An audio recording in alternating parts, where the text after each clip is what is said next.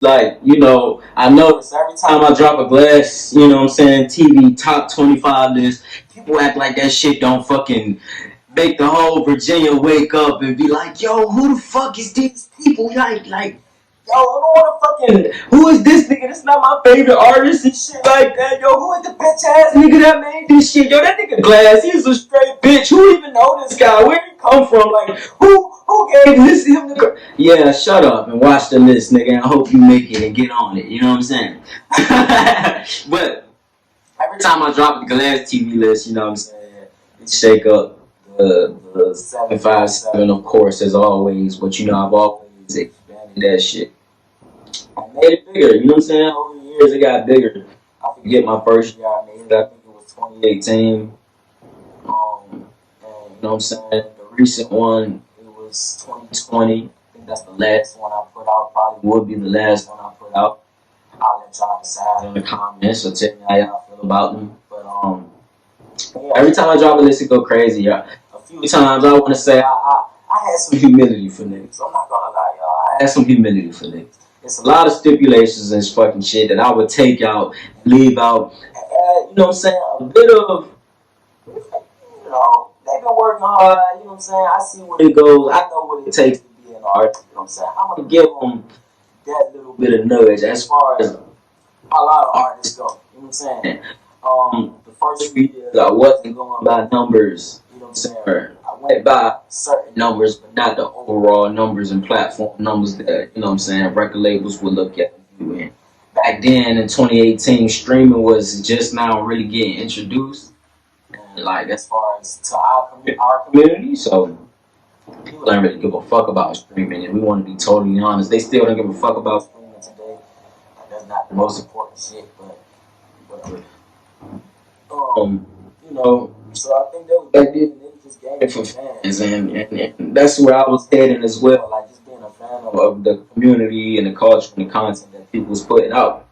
You know, I gave my own opinion at the time, and you know, my own rankings, I would say. So, you know, that was there. You know what I'm saying? I'll let y'all decide if y'all think I should put out more, if I should allow more fans and people to be involved, even though that should be biased as well all the time. Because if you got a bigger following, like let's be honest, you can just tell more people vote for you, and it'll, you know, whatever. But let the fans decide if y'all want me to continue doing GlasxTv lists. You know what I'm saying? What I did introduce, you know, if y'all can see, if y'all follow my Instagram. And I started putting out, you know what I'm saying, quarterly 10 artists you should check out that just making noise, that's hot. You know what I'm saying? I haven't dropped a list since 2020.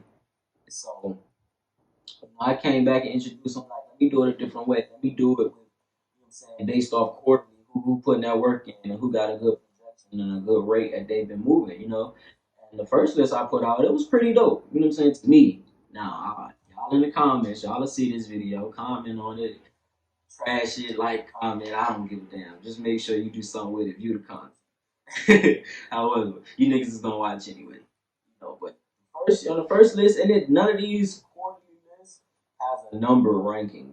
Like it's just a bunch of people that's like 10 artists that's from Virginia doing their thing. And like I know people was like shocked, like, yo, this nigga Glass gonna make a list and talk about 10 new artists, like it's new, like, you know what I'm saying? I'm adding a new stigma and a new statement to where we gotta go and we gotta take ourselves, you know what I'm saying, too, because it's, man, come on, man. You know, like I said earlier in the video, people don't give a fuck about streaming when that's one of the main things. So it's like, niggas pay for views. It's easy as shit to pay for views. I can pay for views. You can pay for views. I can pay for this video to get views. So it's like, on YouTube, by the way, like, so it's like, we can't really go off that anymore. We gotta go off impact, cultural impact, and who maneuvering and making these numbers happen and appearing up and showing places and got the body of work to show for it and who doing these things and the culture really in tune and influence. You know what I'm saying? So just saying that it's no ranking as far as 1 through 10 on the list.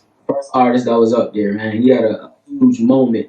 I want to say it was at the ending of 20, about summer 2021. He dropped a pretty big song. It was dope. Shout out Trap House Coda with Old Silverado. Man, you know what I'm saying, fully independent at the time. Like, so for him to drop Old Silverado and it constantly grow from 100,000, 200,000, then it jumped to 500,000, then it's 600,000. The next thing you know, it's 1 million, 2 million, 3 million. You know, coming from the town, it's like, man, that was something to witness as far as just being independent. And you know, shout out to him that made I think it was country radio. I mean, not country radio, but the country charts.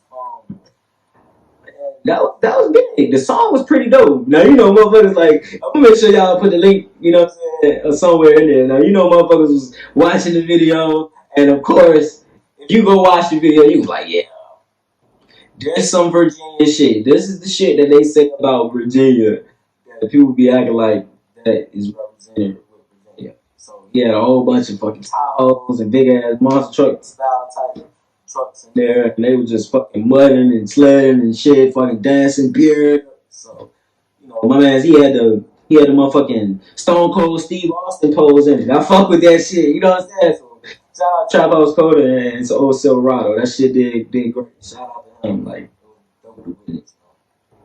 Man, Fishkill Rebel, he's another artist that was on the list, and man, you know, good artist I met, got a chance to goddamn understand his brand and understand him more. So it's like I've always was a fan of how he did his merching and putting his brand together, how he connected actually with his fans.